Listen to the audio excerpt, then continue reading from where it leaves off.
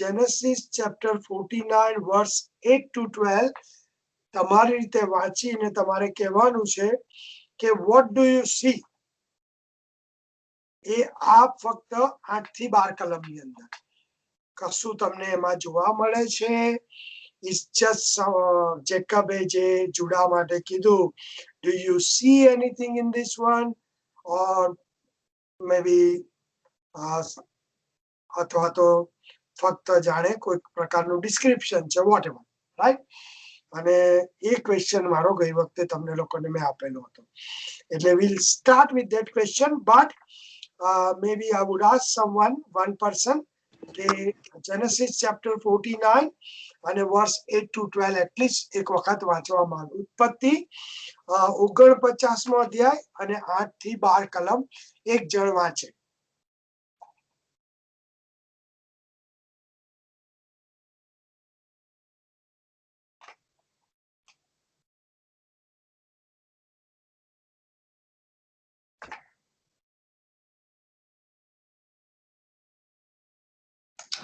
Okay, Manchushu.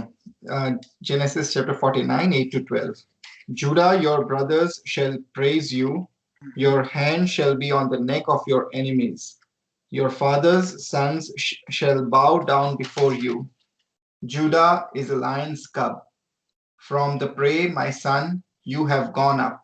He stooped down, he crouched as a lion, and as a lioness, who dares rouse him? The scepter shall not depart from him, from Judah, nor the ruler's staff from between his feet, until tributes comes to him, and to him shall be the obedience of the people.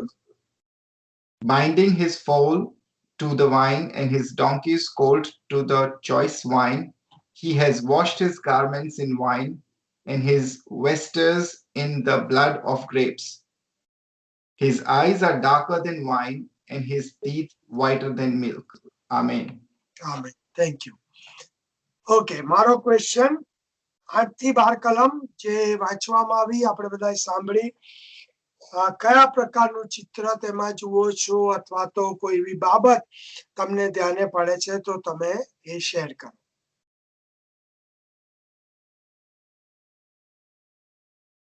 અને please મારી એક જ request કે જે પણ તમને લાગે તમે શેર કરો, રાઈટ. એટલે આપણે શું છે કે આપણા ટાઈમને ઇફેક્ટિવલી યુઝ કરી શકીએ. અને બાઇબલ સ્ટડીમાં એમ કે 1 કલાક છે આપણને આપવામાં આવે છે ઈશ્વરની કૃપામાં, તો એનો ઉપયોગ કરી શકીએ, રાઈટ.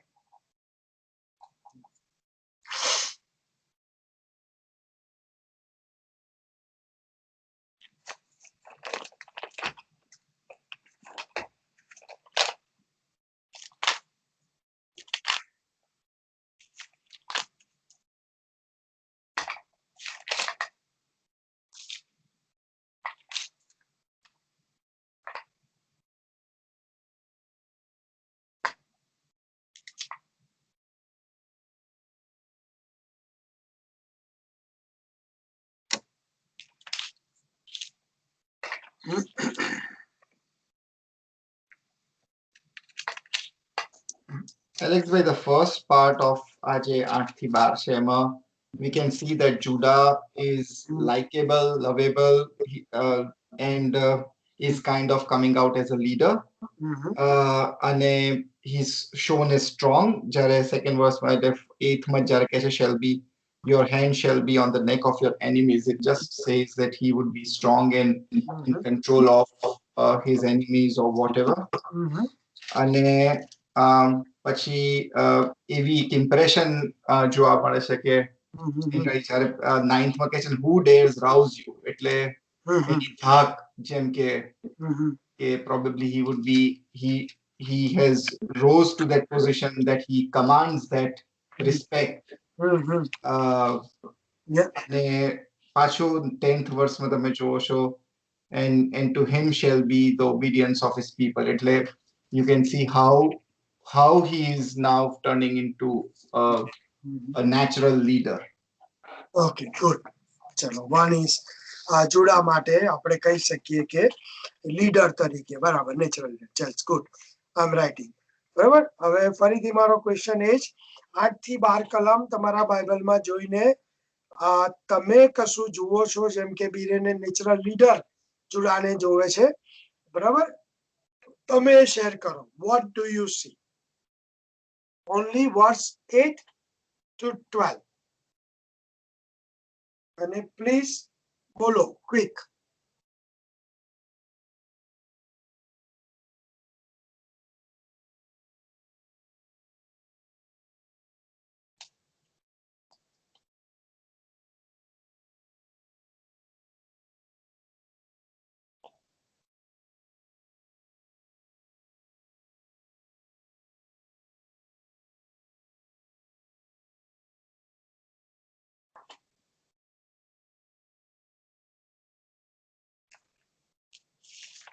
એલેક્સ ભાઈ વોલન્ટરી કર્યા કરતા તો આપણે કમ્પલસરી કરી કાઢીએ હવે. I think so. Isaac uncle થી સ્ટાર્ટ કરીએ, પછી આમ ઈનું અંકલ. હા, બરાબર છે. બોલો. બરાબર છે. That's a good idea. Isaac uncle, you go first.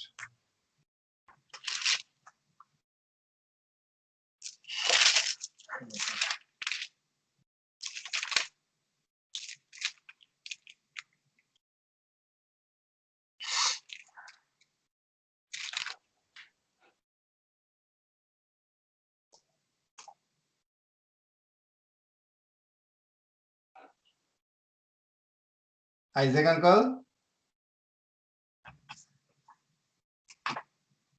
I don't think so. Okay, ચાલો. ચાલો. ઓકે, હવે જે 8 થી હા બોલો. અચ્છા.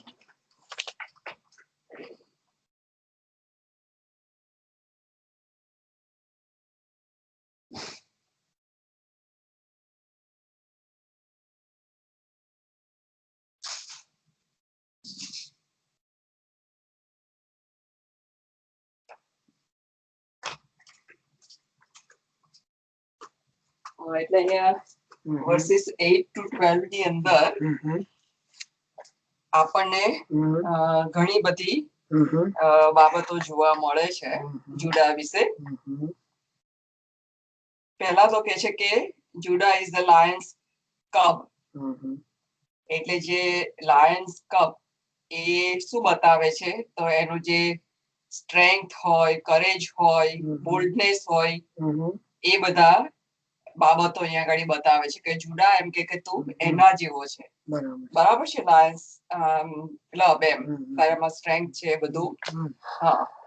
અને કે છે કે 10મી કલમમાં કે છે કે the scepter shall not depart from Judah, nor the ruler's staff from between his feet. એટલે જે સ્કેપ્ટર છે એ એક સિમ્બોલિક છે, રાઈટ? આપણે ગુજરાતીમાં એને શું કહે છે? રાજદંડ. હા, એટલે એ સત્તા માટેનું એક સિમ્બોલ છે.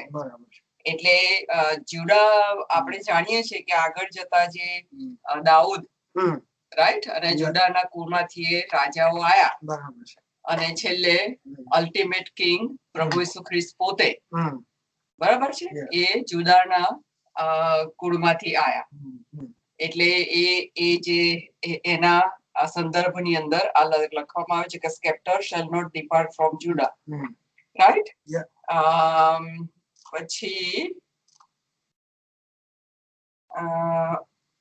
એટલે જે એ જુડાનું જે રિચનેસ જે છે અને જે આશીર્વાદ જે એને છે આખો, એ બાબત અહીંયા આગળ બતાવવામાં આવી છે. Good, very good. એટલે કે રોયલ એમ કે આખી જાતિ એમ. Royal line. Royal line. Okay, good. Sorry આલેશભાઈ, બોલો. હું બહાર હમણાં બહારથી અંદર આવેલા જરા કપડા બદલવા ગયો હતો. હા, સોરી. ઓકે, હવે 8 થી 12 કલમની અંદર બીરેને નેચરલ લીડર, જ્યોતિએ સરસ કીધું, પછી strength, boldness, richness, royal, right? Okay, હવે તમારા બાઇબલમાં ઉત્પત્તિ 29મો અધ્યાય, રાઈટ, અને એમાં 35મી કલમ એટલે જેનેસિસ ચેપ્ટર 29 અને વર્સ 35 વાંચો.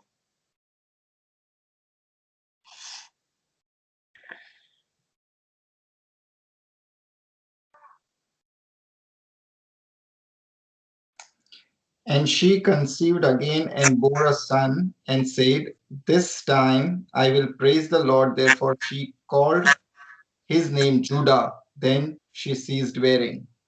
એટલે એનું જે નામ હતું એ પણ શું છે, એનો મીનિંગ પ્રેઝ થાય. અને ધેટ સમથિંગ તમે જુઓ તો જુડા અને વર્સ 8 જે આપણી ચેપ્ટર 49 માં કે Judah, your brothers shall praise you, your hand shall be on the neck of your enemies, your father's son shall bow down before you. એટલે વન વે જોવા જઈએ તો રુબેન જે ફર્સ્ટબોર્ન કહેવાય, અને એના પછી બીજા પણ જુડાને ખરેખર તો જેમ કે ફેમિલીની અંદર એ એલિવેશન જેને કહેવાય, અથવા તો એક જગ્યા એવી કે જ્યાં ગાડી એના બ્રધર પણ એને માટે એમ કે પ્રેઝ કરશે એની. પછી અને જે એનો હેન્ડ છે એના એનિમીઝની નેક ઉપર, ઇન ધ સેન્સ કે એ રીતનો ઓથોરિટી બતાવે છે કે એના દુશ્મનો એને તાબે થશે, અને એના ફાધરના સન એમ કે એને બાવ ડાઉન કરશે. હવે તમે ઇમિડિયેટ તમે જુડાનું જો હિસ્ટ્રી જુઓ અને છેક આપણે ફર્સ્ટ સેમ્યુઅલમાં જઈએ ત્યાં સુધી કોઈ રીતે આપણને જુડાના કુળમાંથી કશું એવું જોવા મળતું નથી. એટલે vote we need to understand અહીંયા ગાડી કે આ જે પ્રોફેસી છે એ પ્રાઇમરીલી અત્યારે જે જુડા એક વ્યક્તિ જ્યાં છે એના કરતા એમ કે ભવિષ્યની અંદર એમ કે આ કુળમાંથી જે થવાનું છે, ઈશ્વર કેવી રીતે આ કુળ મારફતે એમનો પ્લાન અને એના પર્પઝિસ એ કમ્પ્લીટ કરશે, એ વસ્તુ વેરી વેરી ઇમ્પોર્ટન્ટ આ છે. અને મોટા ભાગે થિયોલોજિયન આ જે પર્ટિક્યુલર વર્સિસ છે એ વેરી પાવરફુલ કે છે પ્રોફેસી, અને વેરી ક્લિયર એમ કે લાયન ઓફ જુડા માટે વપરાય છે. અને અલ્ટિમેટલી એ લાયન ઓફ જુડા એટલે પ્રભુ ઈસુ ખ્રિસ્ત. એટલે ઇટ્સ નોટ જસ્ટ કે સમથિંગ એમ કે અહીંયા ફેમિલીના કોન્ટેક્સ્ટની અંદર જ એમ કે આ વાતો કરવામાં આવે છે. Yes, primarily does, but we need two C and learn bigger picture. એટલે તમે જો બેક જાઓ અને જુઓ તો કેવી રીતે એમ કે જે જેકબ હતો અને જેકબને રેચેલ ગમતી હતી, અને રેચેલ એમ કે એને ના આપવામાં આવી પહેલા, પણ એને લેહા આપવામાં આવી, અને લેહાથી એને જે પહેલા 4 બાળકો જન્મ્યા અને એની અંદર એ જુડા હતો. એટલે ઈશ્વર એમ કે કેવી રીતે એમના ઈરાદા એકમ્પ્લીટ કરે છે. અને એક બાજુ લાબાન અને ત્યાંનું કલ્ચર, વન વે જોવા જઈએ તો જેકબને ચીટ કરવામાં આવે છે, કારણ કે ખરેખર વાતચીત એવી થયેલી કે ભાઈ તું 7 વર્ષ કામ કરશે અને કે છે હું તને રેચેલ આપીશ એના બદલામાં. એટલે રેચેલને બદલે લેહા આપે છે, અને પછી એને એવું કહેવામાં આવે છે કે હવે તું બીજા 7 વર્ષ એટલે જો કરીશ તો હું તને રેચેલ આપું. એને 2 સ્ત્રીઓ એમ કે આપી દેવામાં આવે છે, પણ જેકબને નથી ખબર. એટલે એવું આપણે ચોક્કસ કહી શકીએ એ સમયે જેકબને થયું હશે કે આ શું થયું, એમ કે મારા સગા મામાએ મારી સાથે ચીટિંગ કરી.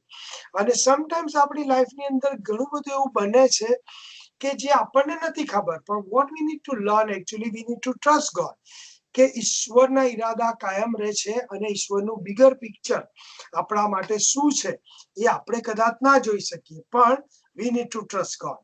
એટલે ધેટ્સ સમ બ્યુટીફુલ પિક્ચર પાસ્ટમાંથી શીખીએ છીએ. પ્રેઝન્ટની અંદર તમે જુઓ કે જુડાનો જે કેસ આપણે જોયો તો એની ડોટર ઇન લો ની સાથે, પણ અને કેવા પ્રકારની એ વ્યક્તિ, એક રીતે ગુજરાતી કહીએ તો લસફુલ, બરોબર, કે જેને એની વાઈફ મરી જાય છે અને છેવટે એમ કે પ્રોસ્ટિટ્યુટની સાથે સંબંધ બાંધવાના માટે એ તૈયાર થઈ જાય છે, અને એની જે ઇમ્પોર્ટન્ટ આઈડેન્ટિટી એની રિંગ એ પણ આપી દે છે. એવી વ્યક્તિના જીવનમાં પ્રભુ કામ કરે છે, અને છેવટે તમે જુઓ કે જ્યારે જોસેફ એના ભાઈઓનું રિકન્સિલેશન થાય છે ત્યારે જુડા એકચ્યુઅલી એ લીડરશિપ લે છે, અને જુડા એમ કે પોતાનો સેક્રિફાઈસ આપવા માટે તૈયાર થઈ જાય છે.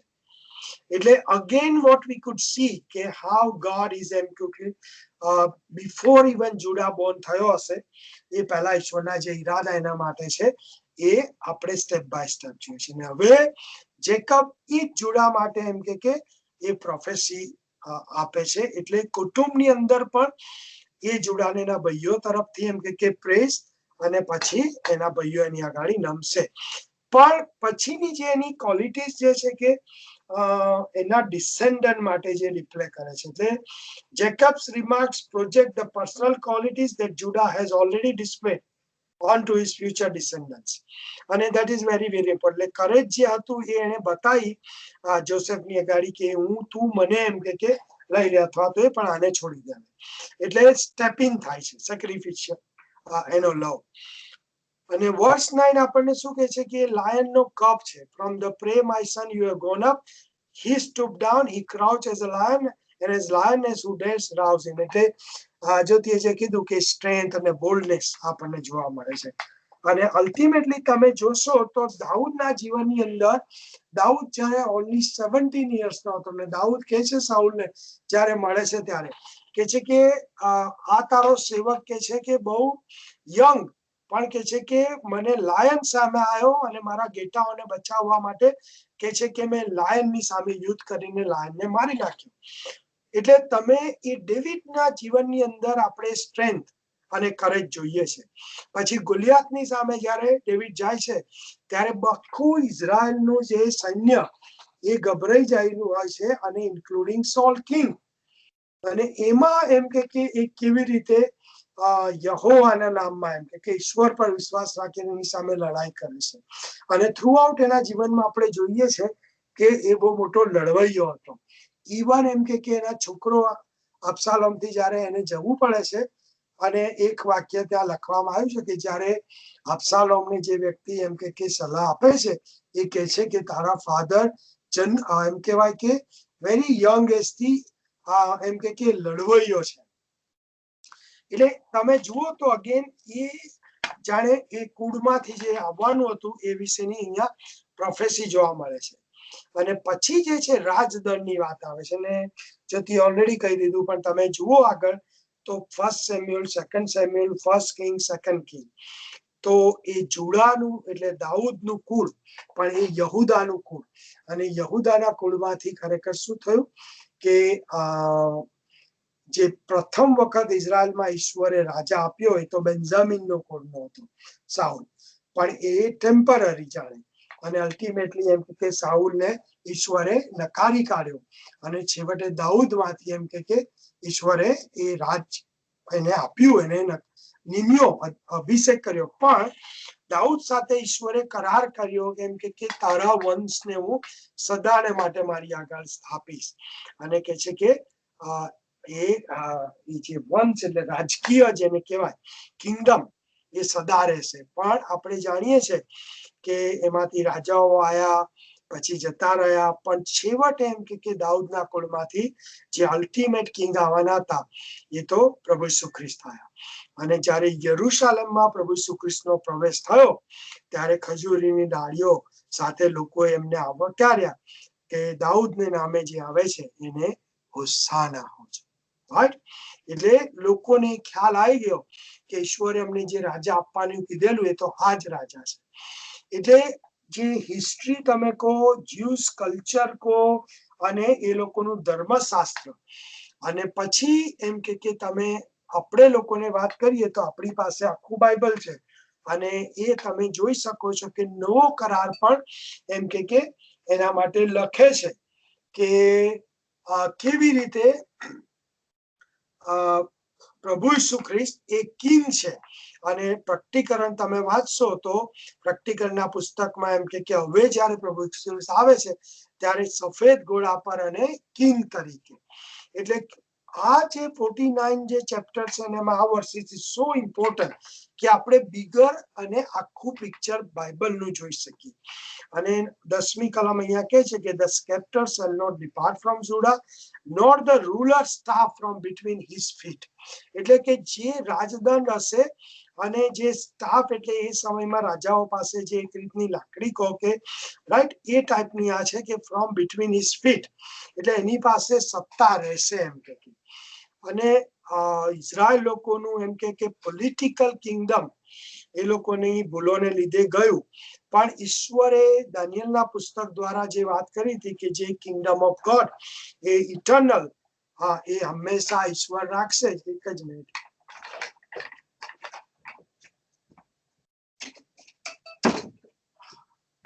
એટલે એ કિંગડમ એમ કહેવાય કે ઈશ્વર હંમેશા એ કરવાના જ હતા અને એ કિંગડમ એ કેવું છે ઇટર્નલ કિંગડમ છે એટલે અને પ્રભુ ઈસુ ખ્રિસ્ત પણ જ્યારે એમની મિનિસ્ટ્રી શરૂ કરી ત્યારે એમણે શું કર્યું કિંગડમ ઓફ ગોડ રાઈટ એ સેન્ટરમાં હતું એમના પ્રીચિંગમાં કારણ કે પોતે કિંગ હતા એમણે કીધું કે પસ્તાવો કરો અને સુવાર્તા પર વિશ્વાસ કરો કેમ કે દેવનું રાજ્ય પાસે આવ્યું છે હવે દેવનું રાજ્ય એવું નતું કે લોકો સાજાપણું થઈ ગયું એટલે એ પાર્ટ જ હતો પણ મેઇન જ્યારે કોઈ પણ કિંગડમ હોય એની અંદર કિંગ હોવા જોઈએ અને જો કિંગ હોય તો જ કિંગડમ હોય એટલે એક વસ્તુ બહુ જરૂરી છે અહીંયા કે જે યહૂદાના કુળમાંથી આવનાર હતું એ વિશે બાઇબલ આપણને અહીંયાથી જણાવે છે અને until tribute comes to him and to him shall be the obedience of the people અને નવા કરારમાં આપણને કહે છે કે દરેક ઘૂંટણ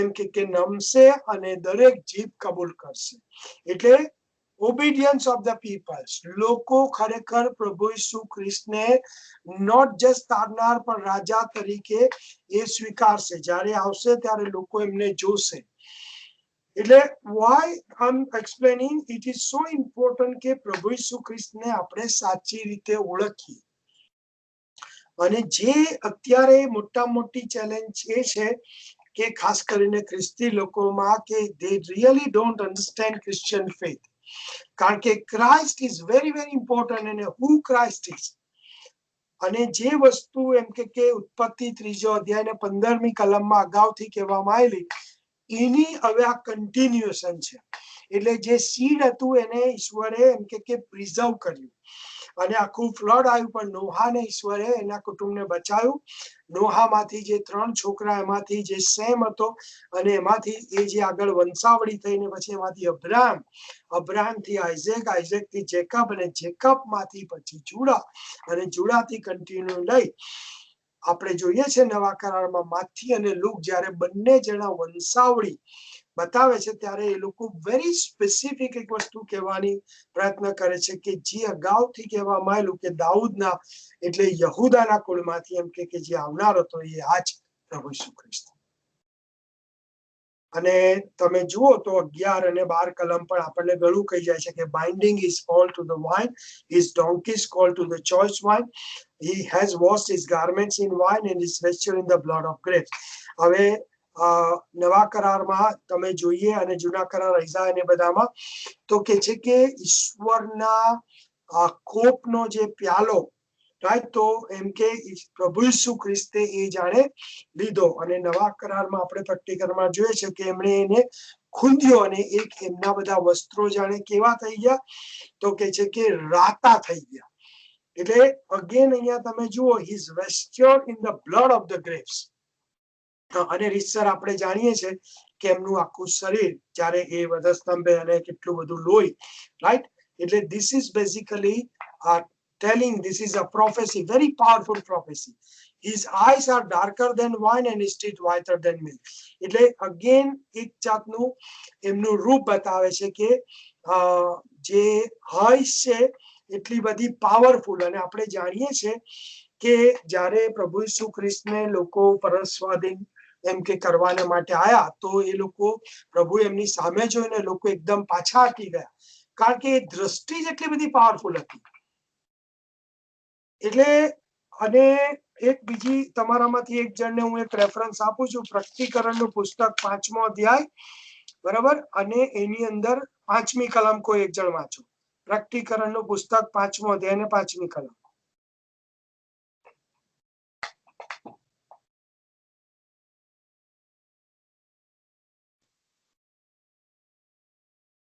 જ્યારે વડીલોમાંના એકે મને કહ્યું તું રડ નહીં જો યહૂદાના કુળમાંનો જે સિંહ છે જે દાઉદનું થડ છે તે ઓળિયું ઉઘાડવાને તથા તેની 7 મુદ્રા તોડવાનો વિજયી થયો છે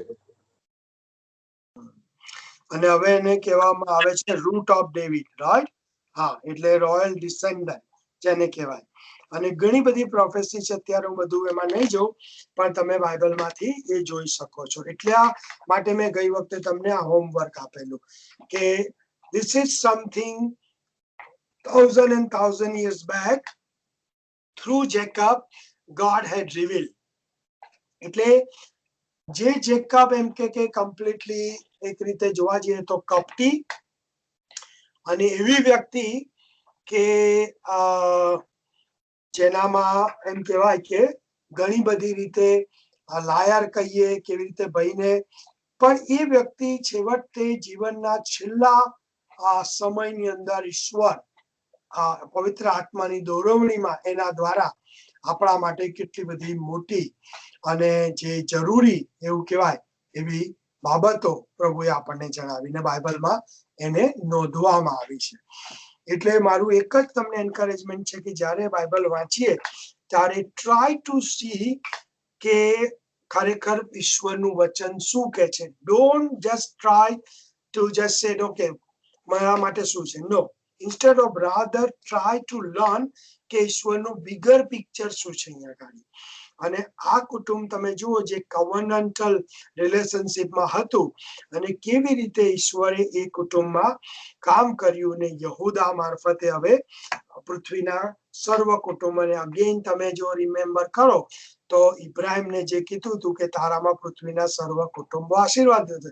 તો યુ કેન કનેક્ટ કે આખો જે દોરો છે રાઈટ કેવી રીતે ઉત્પત્તિ 3 અધ્યાય 15મી કલમથી લઈ અને કન્ટિન્યુ જઈ રહ્યો છે. અને થ્રુ આઉટ તમે બાઇબલમાં જોશો તો તમને એક આખો દોરો છે. પછી પહોંચશે કઈ જગ્યાએ તો નવા કરારમાં પ્રભુ ઈસુ ખ્રિસ્ત.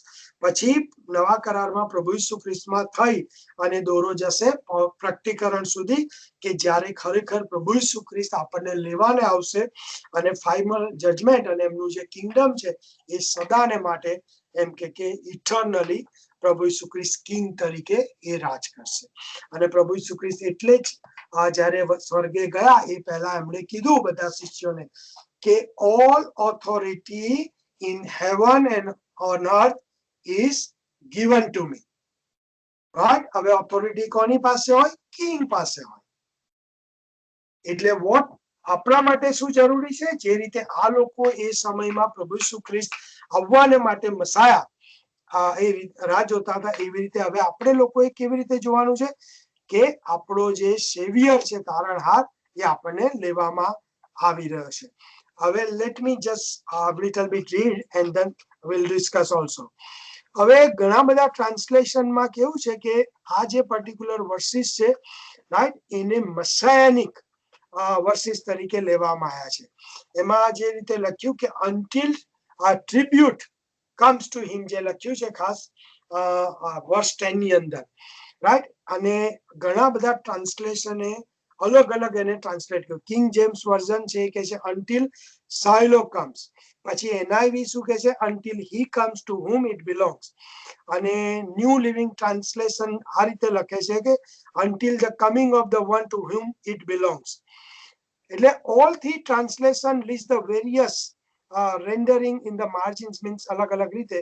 yet એક વસ્તુ એની અંદર જોવા મળે છે કે યુનિફાઈડ જે અન્ડરસ્ટેન્ડિંગ that the જે સિમ્બોલ છે કિંગનો એક તો રાજદંડ સ્કેપ્ટર અને ruler star are symbolic of kingship that would remain with Judah until the Messiah comes, whose is the kingdom and him shall be the nations obey.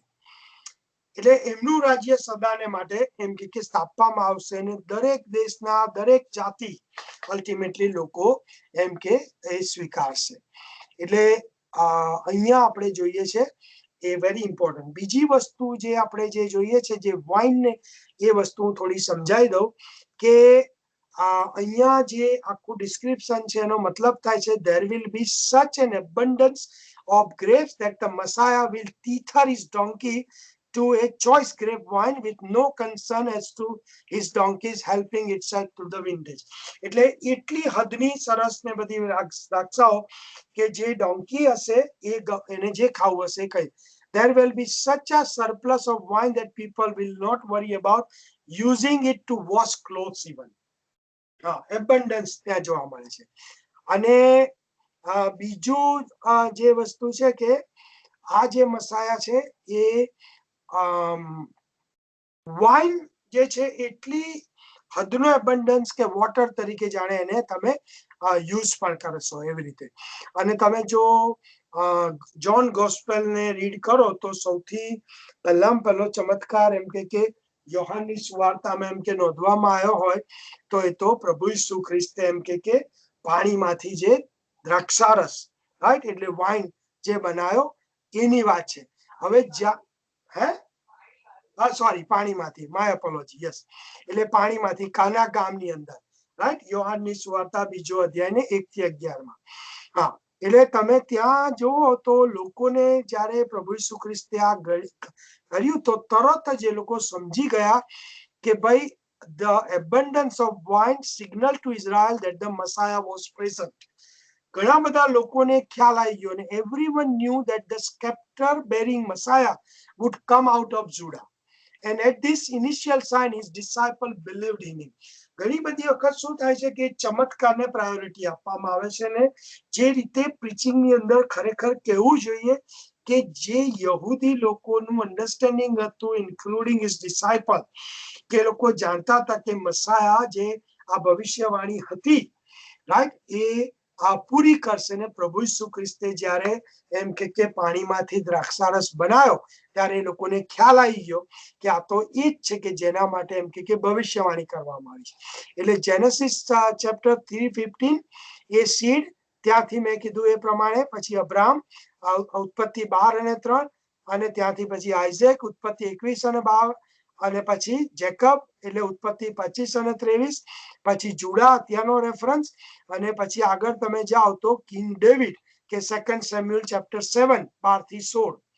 એટલે આ બધાને છેવટે તમે માઇકા જૂના કરારમાં, મીખાનું પુસ્તક 5મો અધ્યાય 2જી કલમ, આ બધું સાચે મૂકશો તો તમને તરત જ આખું પિક્ચર જોવા મળશે.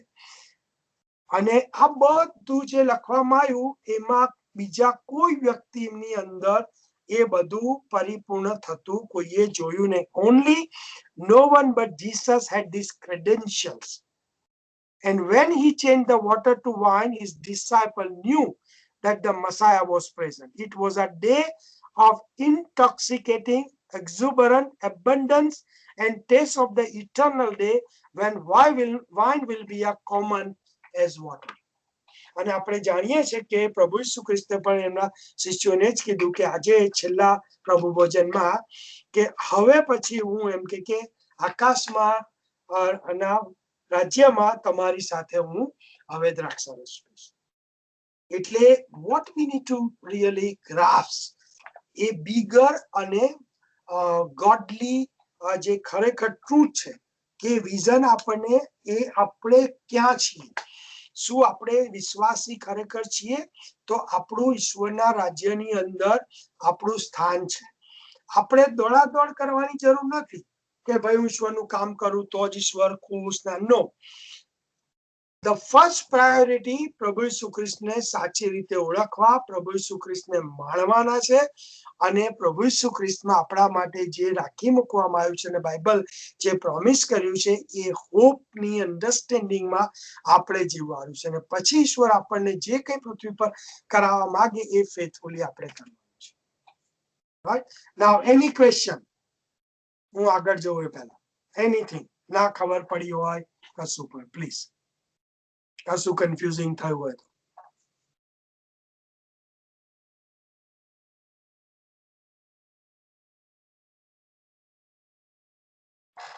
એલેક્સ ભાઈ વર્સ 11 ફરીથી એકવાર સમજાવજો ને, જે સેકન્ડ પાર્ટ છે ને કે he has washed his garments in wine and his vestes in the blood of grapes. Yes, હવે બાઇબલની અંદર કે એમ કે પ્રભુ ઈસુ ખ્રિસ્તે શું કર્યું તો ઈશ્વરનો કોપરૂપી જે પ્યાલો હતો એ પીધો એમણે. એટલે જાણે એમ કે એમના ગાર્મેન્ટ્સ તમે જુઓ તો પ્રભુ ઈસુ ખ્રિસ્તને વધસ્તંભે જ્યારે જળાયા તો કમ્પ્લીટલી એમ કે જે બ્લડ હતું એટલું બધું. એટલે અહીંયા આપણે શું જોઈએ છે કે એમ કહેવાય કે જે રીતે કોઈ કપડું હોય અને તમે દ્રાક્ષારસની અંદર એને બોળો અને પછી બહાર કાઢો તો બધો કેવો કલર થઈ જાય. એટલે એક રીતે જાણે he has washed his garments in wine. હા, અને એમણે જાણે એને ખૂંદ્યો એમ વિસર એમ કે દ્રાક્ષાને એમ અને તમે ખબર છે કે વાઇન આ લોકો બનાવે તો એને એમ કે પેલા મોટાની અંદર પગેથી, હવે તો ખસી મશીનરી ને બધું, પણ જે જૂની મેથડ હતી તો એની અંદર એ લોકો અંદર એમ કે અંદર ખૂંદે રીસર એમ, અને એના લીધે શું થાય કે બધું જે કલર ને બધું પડે ને એટલે તમારા કપડા એવા રાતા થઈ જાય. એટલે પ્રભુ ઈસુ ખ્રિસ્તે આપણા માટે એમ કે એ જાણે બધું એ રીતે ખૂંદ્યું અને આપણે એમનો જે આખું પહેરવેશ છે એ પ્રકારનો રાતા જેવો એમ કે જાણે. એટલે again this is like a prophecy પ્રભુ ઈસુ ખ્રિસ્ત માટે.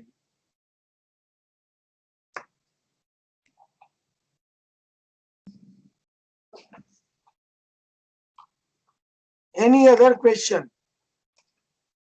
આમાં એ પણ આવે ને કે જ્યારે પ્રભુ ઈસુ Yeah. ખ્રિસ્તને જે Yeah. કોરડા મારવામાં આવ્યા હતા, Yeah. બરાબર છે, Yes. એટલે આપણને એ બધું વર્ણન ખબર છે કે કેટલા ભયંકર કોરડા હતા ને એમણે એ જ કોરડાને લીધે એમનું બધું જે માંસ અને ચામડી ને બધું ઉખડી ગયું હતું ને આખું બોડી એમનું લોહી લુહાણ હતું. Yeah. અને પછી જયારે એમની પર જબ્બો પહેરાવવામાં આવ્યો હશે ત્યારે એ આખો લોહીથી પૂરેપૂરો જાણે કે વેટ થઈ ગયો હશે. રાઈટ, ચોક્કસ એ વખતે બી. Good, okay. હવે બીજા કોઈને any question, any confusion, please.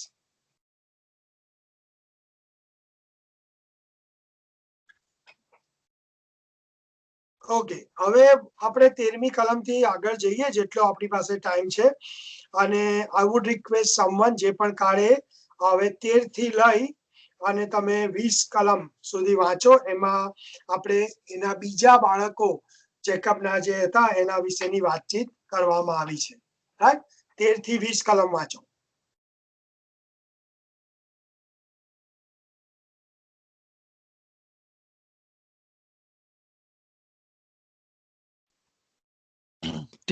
right? જબુલોન આંટી વાંચો. જબુલોન સમુદ્રને કાંઠે રહેશે અને વાણોનું બંદર થશે અને તેની સીમા સિદોન લગી થશે. ઈસાખાર બળવંત ગધેડો ઘેટાના વાડાની વચ્ચે બેઠો છે અને તેણે એક આરામ સ્થાન જોયું તો તે સારું હતું ને ભૂમિ જોઈ તો તે ખુશકારક હતી અને તેણે ભાર લેવાની ખાન ધરી અને તે વેઠ કરનારો દાસ થયો. ઇસરાયેલના કુળોમાં એક સરખો દાન પોતાના લોકોને ન્યાય કરશે. દાન માર્ગમાં સર્પ જેવો, રસ્તામાં ઉડતા સર્પના જેવો થશે. તે ઘોડાની એડી એવી કરડશે કે તેના સવાર પાછો પડશે. ઓ યહોવા, મેં તારા તારાની વાટ જોઈ છે. ગાદને એક ટુકડી દબાણ કરશે તો પણ તે તેની એડી દબાવશે. આશારેટની રોટલી પુષ્ટિકારક થશે અને રાજાને લાયકના મિષ્ટાંત ઉપજાવશે. નફતાલી છૂટી મૂકેલી સાબરી તે ઉત્તમ શબ્દો ઉચ્ચારે છે. યુસુફ ફળદ્રુપ ડાળ છે. જરા પાસેની ફળવંત ડાળ તેની ડાળખી વીજ પર ચડી જાય છે.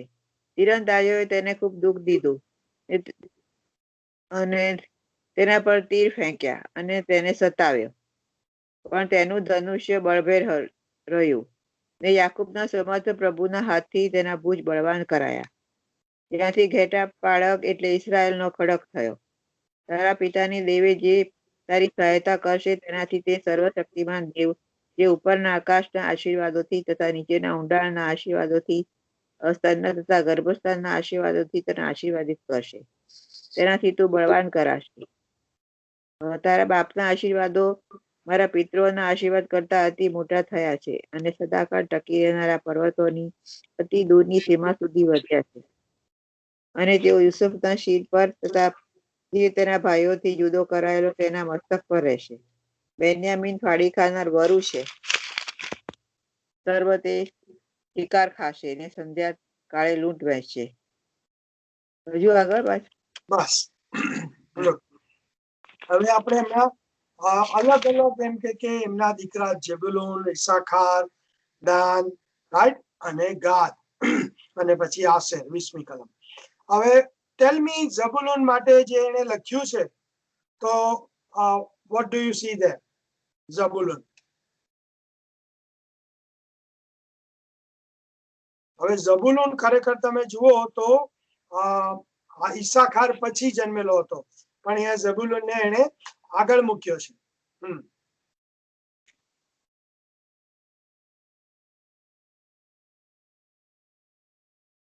એટલે ઝબુલૂન જે છે અને નાફ્તાલી એના રેફરન્સીસ આપણને જોશુઆ ચેપ્ટર 19 એની અંદર મળે છે.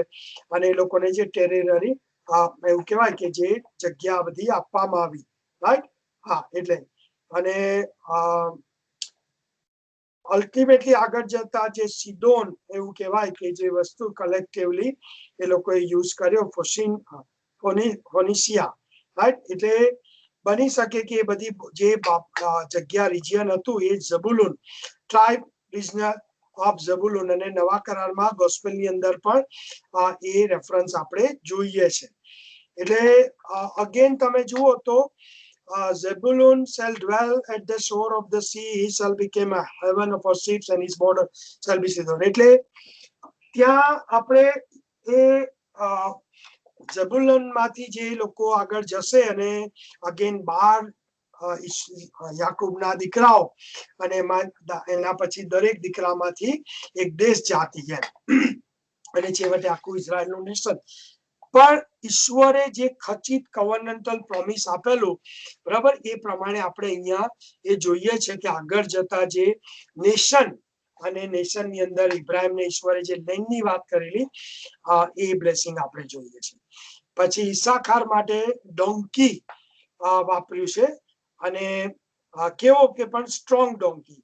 એટલે એવું નહીં કે ભાઈ જાણે એ મજૂરી જ કર્યા કરે, પણ વન વે જોવા જઈએ તો કેવું છે કે ડોંકી આપણે જાણીએ છે કે એ મજૂરી કરે. એટલે અહીંયા ઈસાખાર માટે શું એમ્ફેસાઇઝ છે તો કે સ્ટ્રેન્થ પણ ખરી ઓફ હિઝ ડિસેન્ડન્ટ્સ.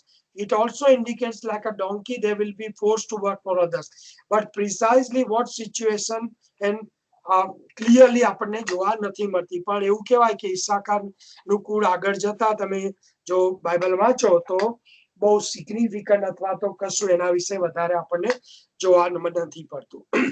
અને એના માટે લખ્યું છે 15મી કલમમાં કે છે કે he saw a resting place was good and there the land was pleasant, so he bought his shoulder to bear and became a servant at forced labor.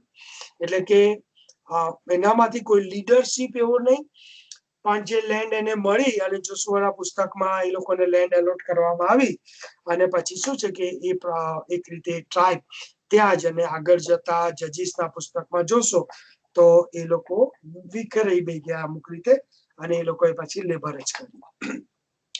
પછી દાન માટે જુઓ તો દાન સેલ જજ ઇઝ પીપલ, અને અગેન જજીસ ની અંદર આપણને એ જોવા મળે છે કે એ લોકો એમાંથી ઘણા બધા એવા જજીસ દાનના કુળમાંથી આપણે જોઈએ છે.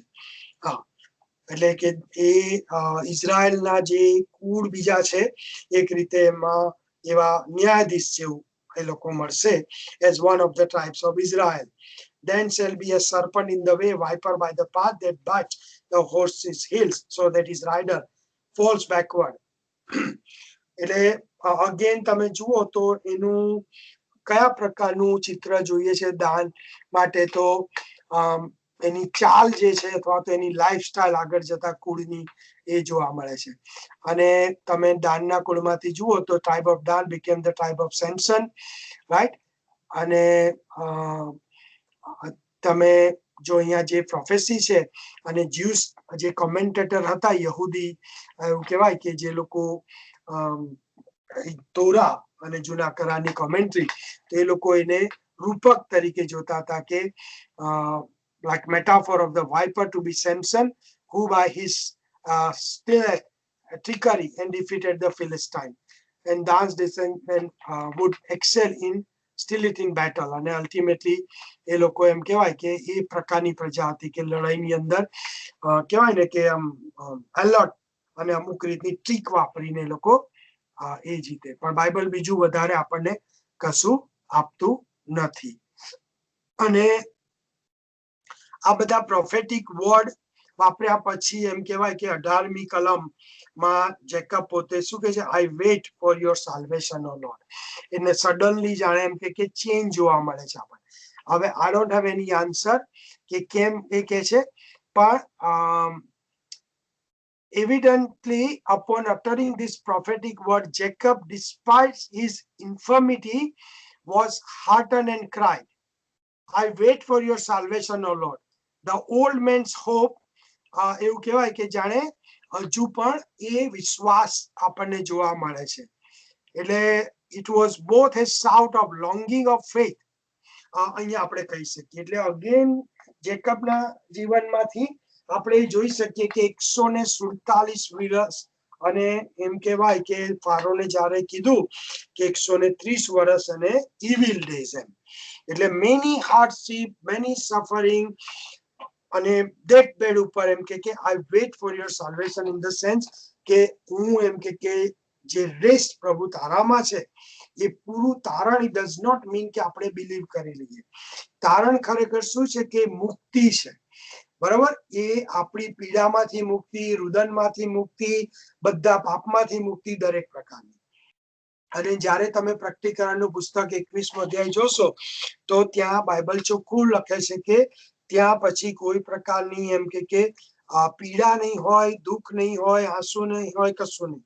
એટલે આપણને જે રિડીમ કરવામાં આવ્યા છે એ ફક્ત એમ કે આત્મામાં નહીં, પરંતુ એમ કે જ્યારે પ્રભુ ઈસુ ખ્રિસ્તમાં આપણે ખરા આત્મા નવો જન્મ પામ્યા ત્યારે એ તારણની જે ખાતરી આપણને મળી, એ તારણમાં આપણે વૃદ્ધિ પામીએ છીએ. અને પ્રભુ ઈસુ ખ્રિસ્ત આવશે, જો આપણે મરી જઈએ પહેલા તો શું થશે? પાઉલ કહે છે થેસલોનિકમાં કે એક જ સેકન્ડમાં આપણને ટ્રાન્સફોર્મ કરવામાં આવશે. પછી 1 કોરિન્થી 15મો અધ્યાય, અને આપણને ગ્લોરીફાઈ બોડી આપવામાં આવશે. અથવા તો એમ કે આપણે પૃથ્વી પરનું જીવન પૂરું કરી દઈશું, અને એમ કે પ્રભુ ઈસુ ખ્રિસ્ત પછી આવશે તો જે લોકો પ્રભુમાં ઊંઘી ગયેલા છે તેઓ ઉઠશે, અને ગ્લોરીફાઈ બોડી સાથે આપણે બધા સાથે આવીશું. એ ખરેખર શું છે? આપણું સંપૂર્ણ તારણ જેને કહેવાય, અથવા તો સંપૂર્ણ મુક્તિ. પ્રભુ ઈસુ ખ્રિસ્ત એમ કે લુક 21મા અધ્યાયમાં જ્યારે છેલ્લા સમયની વાત કરે છે કે આવું બધું બનશે, એમ કે ચારે બાજુ એમ કે લડાઈઓ હશે, પૂર હશે, ધરતીકંપો થશે, ત્યારે એક વાક્ય ત્યાં એમાં કહે છે પ્રભુ ઈસુ, જ્યારે તમે આ બધું થતું જુઓ ત્યારે તમારું માથું તમે ઊંચું કરો.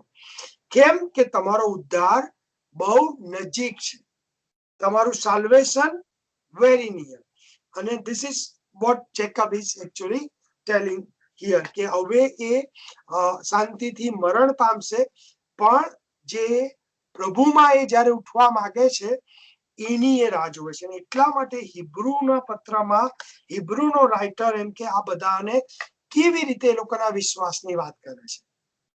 અને that's something we need to learn, કે એ લોકોના જીવનમાં એ લોકો અધૂરા હતા, ઘણી બધી વખત નિષ્ફળ નીવડ્યા, પણ જ્યારે એ લોકો મરણ પથારી હતા ત્યારે એ વિશ્વાસની અંદર એ લોકો મરણ પામ્યા કે જ્યારે મસાયા આવશે અને અમારું પૂરેપૂરું તારણ થશે. That's something I think is very important theological point of view આપણે લર્ન કરીએ. કારણ કે ઘણા બધા લોકો સાથે વાતચીત મારે થાય છે, અને એમાં ઘણા મોટા ભાગે ખ્રિસ્તી બેકગ્રાઉન્ડમાંથી આવતા લોકોને એવું છે કે ભાઈ નવા કરારમાં પ્રભુ ઈસુ ખ્રિસ્ત આવી ગયા અને પછી જેટલા લોકોએ વિશ્વાસ કર્યો એટલા જ લોકો સ્વર્ગમાં.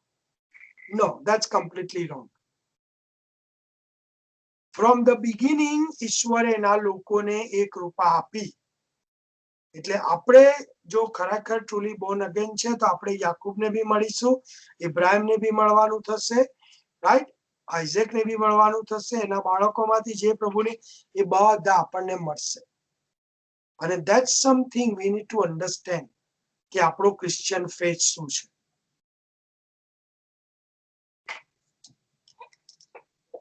અને પછી 19માં એ ગાદની વાત કરે છે કે reader shall raid God, but he shall raid at their heels. એટલે કે એના ડિસેન્ડન્ટ છે કે એ લોકો Gilead, east of the Jordan river બાજુ હતા, અને ત્યાં ગાડી એ લોકો ઘણી બધી વખત શું થતું હતું એ સમયમાં તમે જો હિસ્ટ્રી વાંચો તો ઘણા બધા લૂંટારા હતા, અને એ લોકો શું કરતા હતા કે અલગ અલગ ટાઉન ઉપર ચઢાઈ કરે અને એ લોકોને લૂંટી લે. એટલે જે જગ્યાએ ગાદની એમ કે લોકો હતા ત્યાં ગિલિયાદ જે રિજિયન, તો ત્યાં એ લોકોને આ બધું ફેસ કરવું પડતું હતું. પણ એ જે પરિસ્થિતિ એને કારણે શું થયું કે ગદાઇટ્સ જે આયા એ બીકેમ સ્કિલફુલ વોરિયર્સ અને એ લોકો છેવટે એમ કહેવાય કે પાવરફુલ થયા. અને હિબ્રુ વર્ડ જે વપરાયો છે બરોબર એ છે ગેડુટ એટલે કે રેડર્સ એમ. હા, અને ગાદ ખરેખર જોવા જઈએ તો ટર્મ્સ રેડર્સ ઉપરથી એ આવેલો છે. એટલે અગેન તમે જુઓ તો એ લોકો ઘણા બધી રીતે ફેસ જે પરિસ્થિતિ કરશે પણ અલ્ટિમેટલી ગોડની ગ્રેસ હંમેશા રહેશે ને એ લોકો ઈશ્વર એમને એ રીતે સ્કિલ પણ આપશે. એટલે કે છે કે નાફ્તાલી અને બેન્જામિન અને Jacob south was followed by cleverly worded blessing that prophesies more victories and prosperity to God, Asher and Naphtali. છેવટે એટલે અગેન કન્ટિન્યુઅલી આપણે શું જોઈએ છે કે કવર્નન્ટલ પ્રોમિસ જે ઈશ્વરે જેકબને આપેલા અને એના ડિસેન્ડન્ટ અને એના બાળકો અને આગળ જતા ઇઝરાયલ એઝ અ નેશન એ લોકો એ પામશે. એટલે what we learn the last point quickly અને પછી તમારું જે સર કે પ્રભુ ઈસુ ખ્રિસ્તમાં મને ને તમને જે ઈશ્વરે પ્રોમિસીસ આપ્યા છે એ God is going to fulfil 100%. But again એમના પ્લાન એમના સમય અને એની અંદર જેકબ મરવા જે હવે તૈયારી છે એ સમયમાં આ બધું એને જોયું નહોતું. પરંતુ આપણે જાણીએ છીએ હ્યુમન હિસ્ટ્રીમાં ઈશ્વરે વર્ષો પછી એ બધું એકોમ્પ્લિશ કર્યું. અને what we need to learn even though we ડાય આપણે ફેથ સાથે કે વન ડે હું પ્રભુ પાસે હઈશ બધા લોકોની સાથે સંતોની સાથે અને પ્રકટીકરણમાં જે લખ્યું છે એ પ્રમાણે બધું બનશે અને મારે એ આશા અને વિશ્વાસમાં મારું જીવન પૂરું કરવાનું છે અને મારું મરણ જ્યારે હું મરું ત્યારે પણ એ આનંદ સાથે અને વિશ્વાસ સાથે આ છેલ્લો શ્વાસ લેવાનો. એની ક્વેશ્ચન અથવા તો હજુ કશું ખબર ના પડી હોય તો પણ બોલી જાઓ અથવા તો કશું તમે લર્ન કર્યું હોય આજની બાઇબલ સ્ટડીમાં તો પણ પ્લીઝ શેર કરો. રાઈટ, અને પછી બિરેનને હું કહીશ એટલે ક્લોઝિંગ પ્રેયર.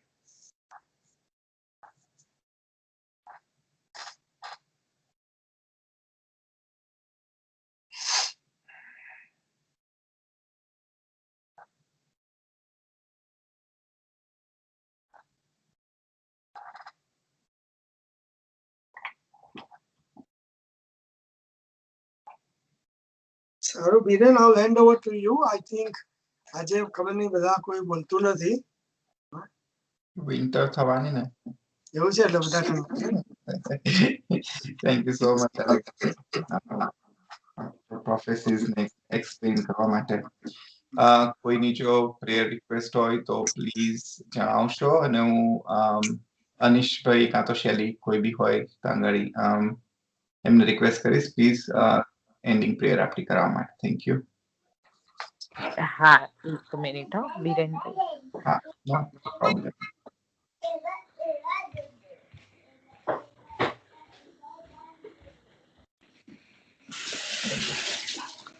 એન્ડિંગ પ્રાર્થના કરીએ. રાજાનો રાજા પ્રભુનો પ્રભુ પવિત્ર પિતા ઈશ્વર તમારો આભાર માનીએ છીએ ઈશ્વર સુંદર સમયના માટે ઈશ્વર તમારો વચનો ઈશ્વર મનન કરવાના માટે તમારા વચનો સમજવાના માટે ઈશ્વર જે સાચા વચનો છે જે ઈશ્વર તમારાથી આવ્યા છે ઈશ્વર વચનોનો રહસ્ય જાણવાના માટે ઈશ્વર તમે અમને અહીંયા ભેગા કર્યા છો ને ઈશ્વર તમારો આભાર માનીએ છીએ કે તમે અમને એલેક્સ અંકલ જેવા વક્તા પૂરા પાડ્યા છે ઈશ્વર જે અમને તમારા વચનોમાં આગળ લઈ જાય છે ઈશ્વર કે તમે એમનો અમૂલ્ય સમય કાઢીને ઈશ્વર તેમાં અમારા માટે જે તૈયારી કરી રહ્યા છે કરે છે એના માટે તમારો આભાર માની છીએ ઈશ્વર તમે એમને તમારી કૃપામાં લઈ રાખો એમની સગડી અને એમના જે કંઈ જરૂરિયાત હોય ઈશ્વર સગડી જરૂરિયાતો તમે પરિપૂર્ણ કરો. ફરીથી અમે અહીંયા જોનારા દરેક તમારા હાથમાં સોંપાય છે ઈશ્વર તમે અમને તમારામાં તમારી કૃપામાં ધરી રાખો. આખું અઠવાડિયું જ્યારે અમે અહીંથી છૂટા પડવાના છે ત્યારે ઈશ્વર તમે અમને અમારા કામકાજમાં અમારા સેક્યુલર લાઈફમાં તમે અમને કૃપામાં ધરી રાખવાની ઈશ્વર અમે આ વચનો દ્વારા અમારા જીવનો દ્વારા કેવળ તમને અમને માન મહિમા આપીને તમારો ગૌરવ અમે કરી શકીએ એવી તમે કૃપા પૂરી પાડો. અમે ફરીથી તમારા હાથમાં સોંપાતા તમારા નામમાં ઈશ્વર સગડું માંગ્યું માટે મને કરો પિતા. Amen. Amen. Thank you. Good night. Thank you so much. Good night, everybody. આવજો. આમે આવજો.